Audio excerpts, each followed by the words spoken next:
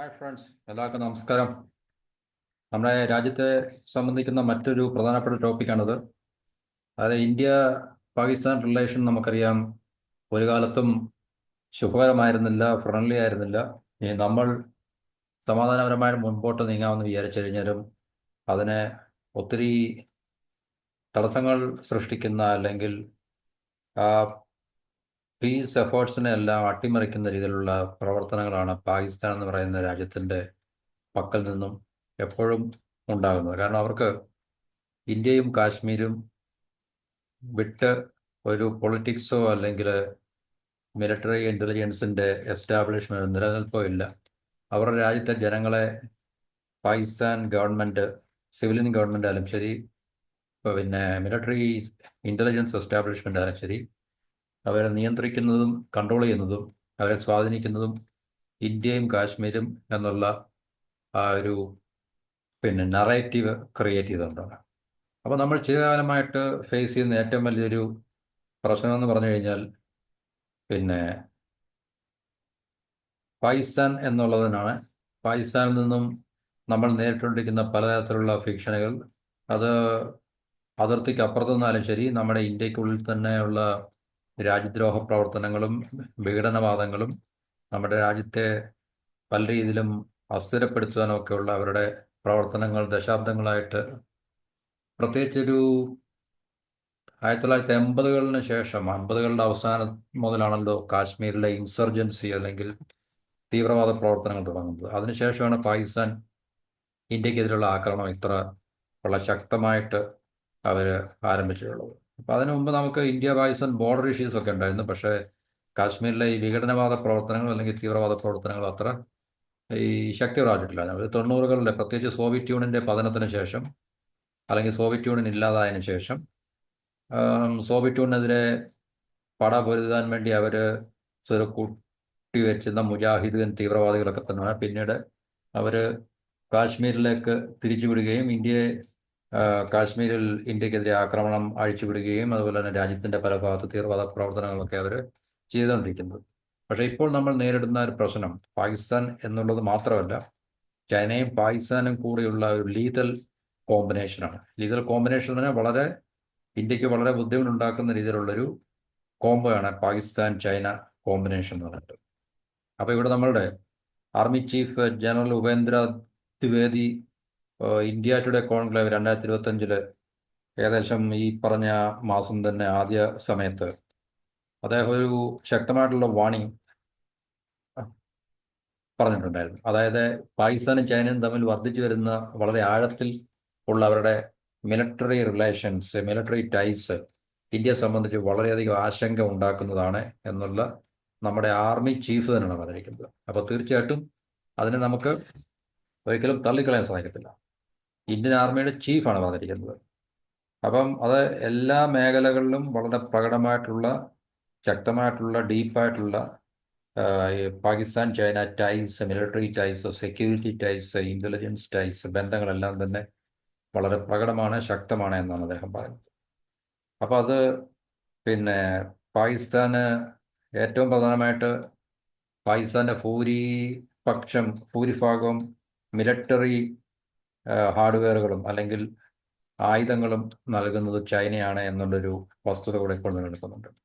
അപ്പം നമ്മൾ പണ്ട് ഇന്ത്യ ചൈന റിലേഷൻസ് അത്ര വലിയ സുഖകരമല്ലായിരുന്നെങ്കിലും നമുക്ക് ചൈനയിൽ നിന്ന് വലിയ ത്രെട്ടൊന്നുമില്ലായിരുന്നു. ഈ അടുത്ത സമയത്താണ് ചൈന നമ്മളെ കുറെ കൂടെ അഗ്രസീവായിട്ടൊക്കെ നമ്മളോട് അപ്രോച്ച് ചെയ്യാൻ തുടങ്ങിയത്. എന്നാലും നമുക്കൊരു പിന്നെ അത് സമാധാന ചർച്ചകളിൽ കൂടെ തീർച്ചയായിട്ടും പരിഹരിക്കപ്പെടാവുന്ന ഒരു കാര്യമാണ്. രണ്ട് രാജ്യങ്ങളും വളരെ റെസ്പോൺസിബിൾ ആയിട്ടുള്ള നേഷൻസ് ആയതുകൊണ്ട് തീർച്ചയായിട്ടും അക്കാര്യത്തിൽ നമുക്ക് വലിയ ആശങ്ക, അല്പം ബോർഡർ സ്കിർമിഷ് അല്ലെങ്കിൽ ബോർഡർ പ്രശ്നങ്ങളൊക്കെ നിലനിൽക്കുമെങ്കിൽ തന്നെയും അത് സമാധാനപരമായിട്ടുള്ള ചർച്ചകളിൽ കൂടെ അതിനെ ന്യൂട്രലൈസ് ചെയ്യാൻ ഇരു രാജ്യങ്ങൾക്കും കഴിയും. കാരണം രണ്ട് രാജ്യങ്ങൾ തമ്മിലുള്ള യുദ്ധം എന്ന് പറഞ്ഞു കഴിഞ്ഞാൽ രണ്ടുപേർക്ക് അഫോർഡ് ചെയ്യാൻ സാധിക്കുന്നതല്ല.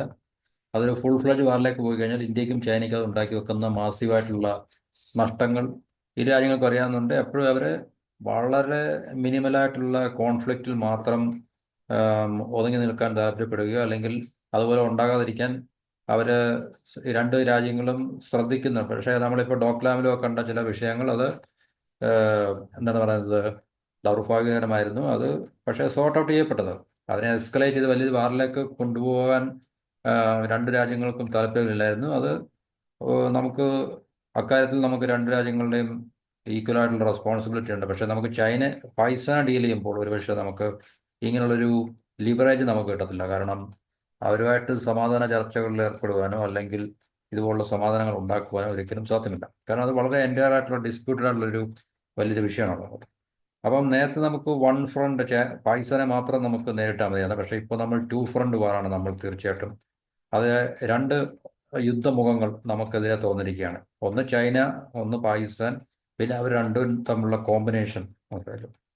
അപ്പോൾ ഈ കഴിഞ്ഞിടയ്ക്ക് ഈ ആയുധ വ്യാപാരത്തെക്കുറിച്ചുള്ള റിപ്പോർട്ട് നമ്മൾ വീഡിയോ ചെയ്തതാണ്. അതായത് സ്റ്റോക്ക്ഹോം ബേസ്ഡ് ആയിട്ടുള്ള സ്റ്റോക്ക്ഹോം ഇന്റർനാഷണൽ പീസ് റിസർച്ച് ഇൻസ്റ്റിറ്റ്യൂട്ടിൻ്റെ സിപ്രി എന്ന് പറയുന്ന ലോകത്തിലെ ഏറ്റവും പ്രീമിയർ ആയിട്ടുള്ള ഇൻസ്റ്റിറ്റ്യൂട്ടാണ്. കാരണം ഈ ആയുധ വ്യാപാരങ്ങളെക്കുറിച്ചുള്ള പഠനങ്ങളും റിസർച്ചുകളും ഒക്കെ ചെയ്യുന്നവരാണ്. അപ്പോൾ ലോകത്തുള്ള എല്ലാ രാജ്യത്തെക്കുറിച്ചുള്ള അവരുടെ ആയുധങ്ങൾ വാങ്ങുന്നതും വിൽക്കുന്നതിനെ കുറിച്ചുള്ള കംപ്ലീറ്റ് ആയിട്ടുള്ള ഡേറ്റ ഇൻഫർമേഷൻ എല്ലാം പറഞ്ഞ റിപ്പോർട്ടിലുണ്ട്. അപ്പോൾ ആ റിപ്പോർട്ട് അനുസരിച്ച് പാകിസ്ഥാൻ്റെ പിന്നെ ആംസ് ഇമ്പോർട്ടിൽ, ഏകദേശം പാകിസ്ഥാൻ ആയുധം ഇറക്കുമതി ചെയ്യുന്നത് അല്ലെങ്കിൽ പാകിസ്ഥാൻ ആയുധം മേടിക്കുന്നത് ഏകദേശം മൊത്തം ആയുധം മേടിക്കുന്നതിൻ്റെ 81%-ത്തിനും മുകളിൽ, അത് 2020 മുതൽ 24 വരെയുള്ള കാലഘട്ടത്തിൽ പ്രത്യേകിച്ച് 81%-ത്തോളം ചൈനയിൽ നിന്നാണ് ആയുധങ്ങൾ 81%-ത്തോളം മേടിക്കുന്നത് എന്നാണ് ആ റിപ്പോർട്ടിനകത്ത്, അല്ലെങ്കിൽ അവരുടെ സിപ്രിയുടെ ലേറ്റസ്റ്റ് ആയിട്ടുള്ള റിപ്പോർട്ടിനകത്ത് പറയുന്നത്. അത് കഴിഞ്ഞ 5 വർഷത്തെ ആവറേജ് 74-നേക്കാളിലും വളരെ കൂടുതലായി ഉയർന്നിട്ടുണ്ട്.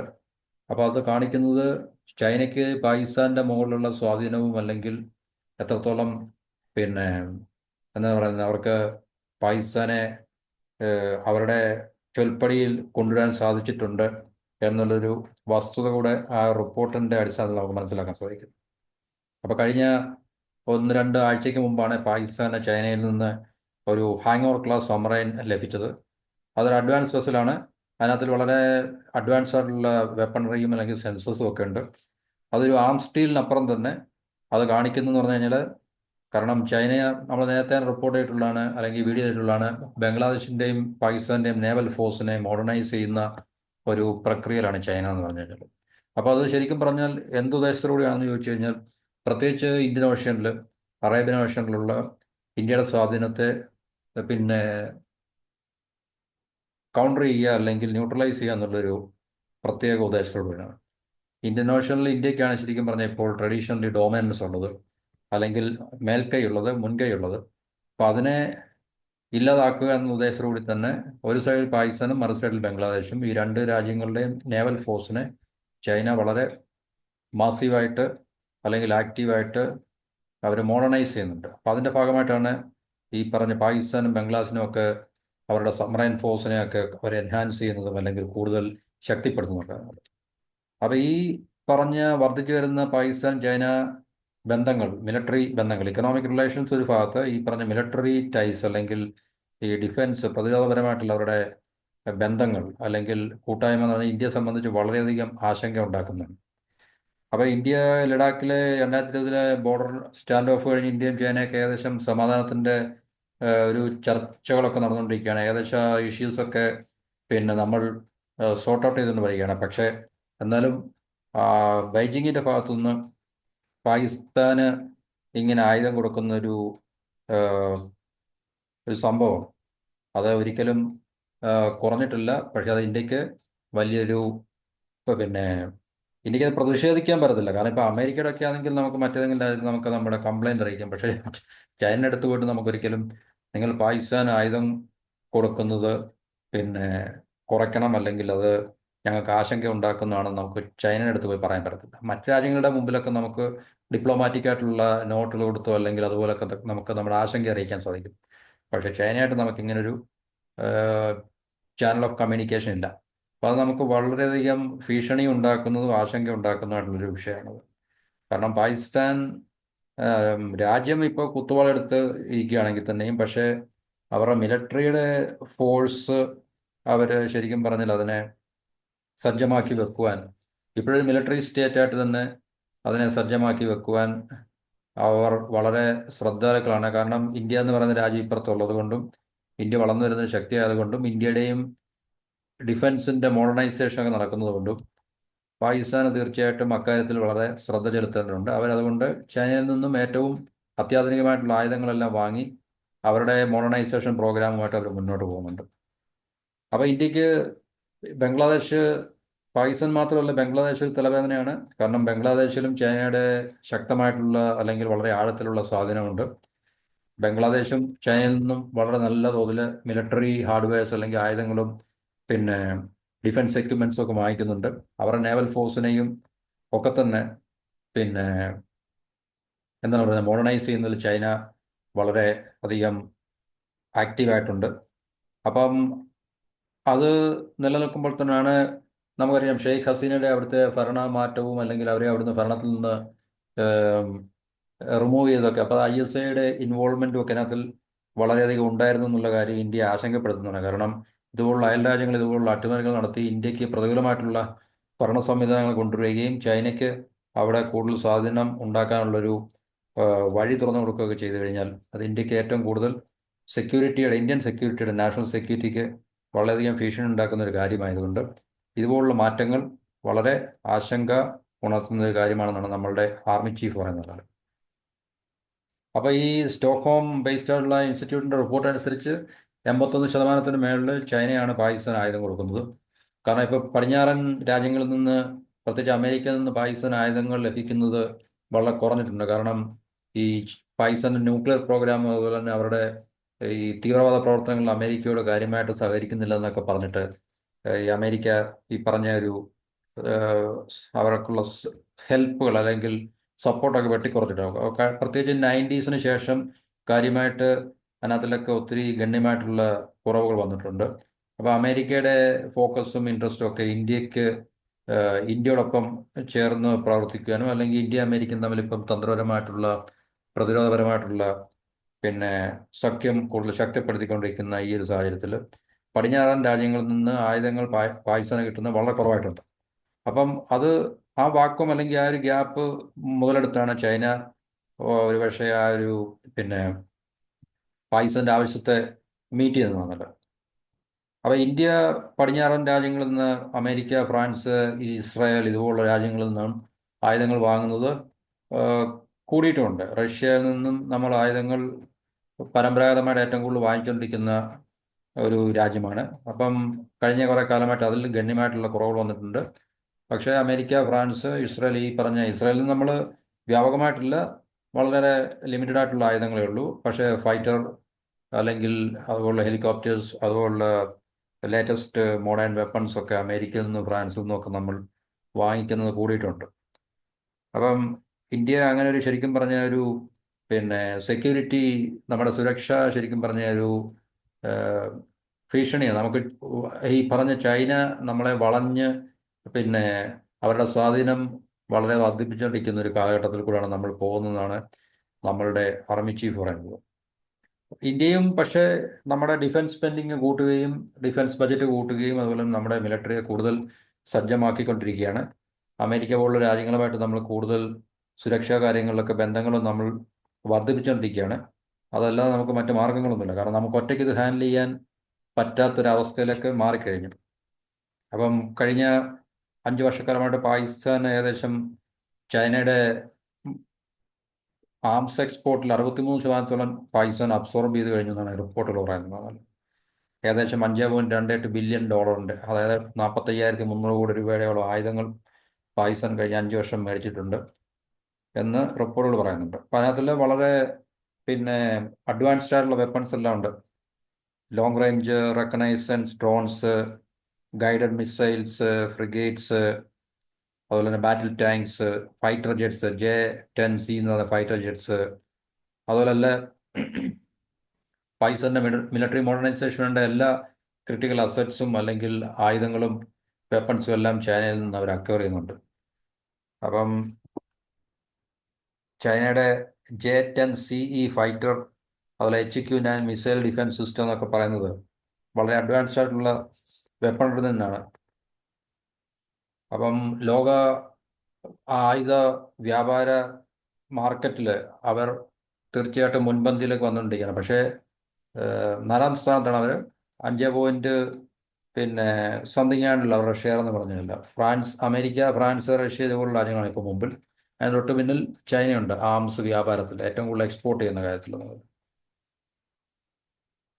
അപ്പോൾ ഇത് പിന്നെ വളരെ ഇന്ത്യയെ സംബന്ധിച്ച്, ഇന്ത്യയുടെ സുരക്ഷയെ സംബന്ധിച്ച് വളരെ ആശങ്ക ഉണ്ടാക്കുന്ന കാര്യങ്ങളാണ് എന്നാണ് നമ്മളുടെ ആർമി ചീഫ് പറയുന്നത്.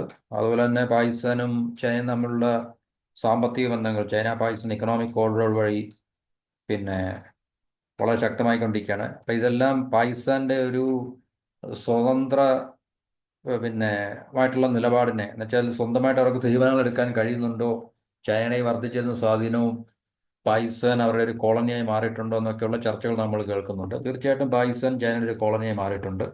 ഈ പറഞ്ഞ ഡെറ്റ് ട്രാപ്പിലാണ്, കടക്കെണിയിലാണ്. ഈ China Pakistan economic corridor Pakistan എത്രത്തോളം പ്രയോജനം ഉണ്ടാകുന്നുള്ള കാര്യം നമുക്കറിയാം. അത് കൂടുതലും ചൈനയ്ക്ക് മാത്രമേ ഫേവറബിൾ ആയിട്ടുള്ള ഒരു പ്രോജക്റ്റാണ്.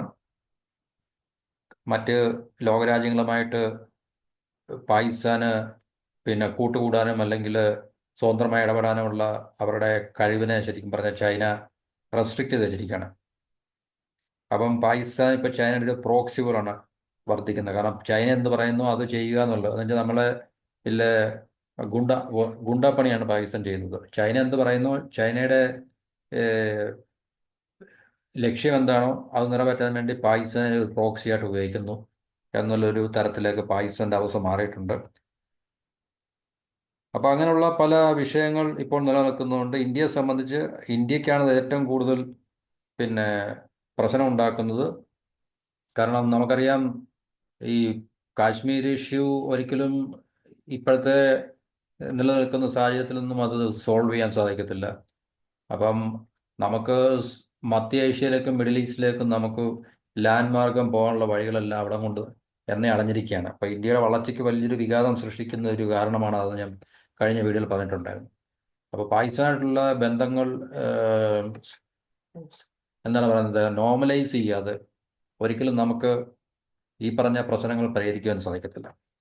അപ്പം ഇന്ത്യ ഇങ്ങനെ വലിയൊരു പിന്നെ സെക്യൂരിറ്റി ത്രട്ട്, പാകിസ്ഥാൻ, ബംഗ്ലാദേശ്, ഒരു സമയത്ത് ശ്രീലങ്ക വരെ നമ്മുടെ കയ്യിൽ നിന്ന് പോവുകയാണ്. ഇപ്പോൾ ശ്രീലങ്ക ഏകദേശം നമ്മളുടെ വരുതിയിലേക്ക് തിരിച്ചു വരുന്നുണ്ട്. അപ്പം ചൈന ഈ പറഞ്ഞ രാജ്യങ്ങളെല്ലാം തന്നെ വൻ തോതിലുള്ള സ്വാധീനം ചെലുത്തി ഇന്ത്യക്കെതിരെയുള്ള പ്രവർത്തനങ്ങൾ അവർ ഊർജിതമാക്കിക്കൊണ്ടിരിക്കുകയാണ്. പ്രത്യേകിച്ച് പാകിസ്ഥാൻ, ബംഗ്ലാദേശ്, ഈ രണ്ട് രാജ്യങ്ങളെ അവർ വിലക്കെടുത്തു കഴിഞ്ഞു. അപ്പോൾ അവരുടെ മിലിറ്ററിയെയും നേവിയെയും എയർഫോഴ്സിനെയും എല്ലാം അവർ പിന്നെ കൂടുതൽ സജ്ജമാക്കിക്കൊണ്ടിരിക്കുകയാണ്, മോഡേണൈസ് ചെയ്തുകൊണ്ടിരിക്കുകയാണ്.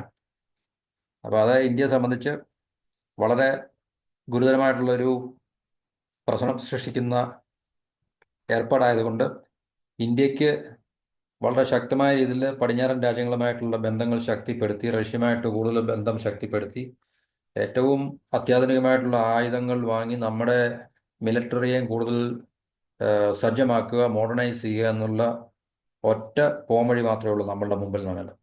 അല്ലാതെ നമുക്ക് മറ്റൊരു പ്രശ്ന പരിഹാരവും ഇതിനകത്തിലില്ല.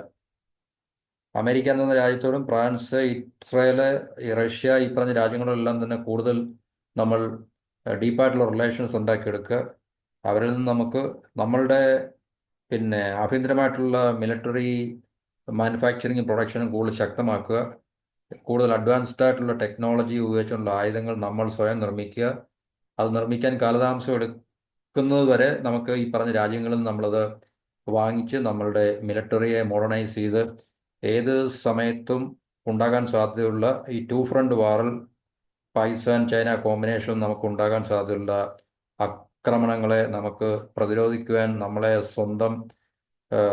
സ്വയം നമ്മൾ സജ്ജമാക്കി വെക്കുക എന്ന് മാത്രമേ ഇതിനകത്ത് നമുക്ക് പോംവഴിയുള്ളൂ. കാരണം ഇത് ഡിപ്ലോമാറ്റിക്കായിട്ടോ അല്ലെങ്കിൽ പിന്നെ എന്താണ് ബൈലാറ്ററൽ ഉഭയകക്ഷി ചർച്ചകളിൽ കൂടെ നമുക്ക് ചർച്ച ചെയ്ത് പരിഹരിക്കാൻ പറ്റുന്ന ഒരു കാര്യമല്ല ഈ പാകിസ്ഥാനെ എന്ന് പറയുന്ന രാജ്യത്തെ സംബന്ധിച്ച്. ചൈനയായിട്ട് നമുക്ക് വീണ്ടും നമുക്ക് ഡയലോഗ്സിൻ്റെ സ്കോപ്പ് ഉണ്ട്.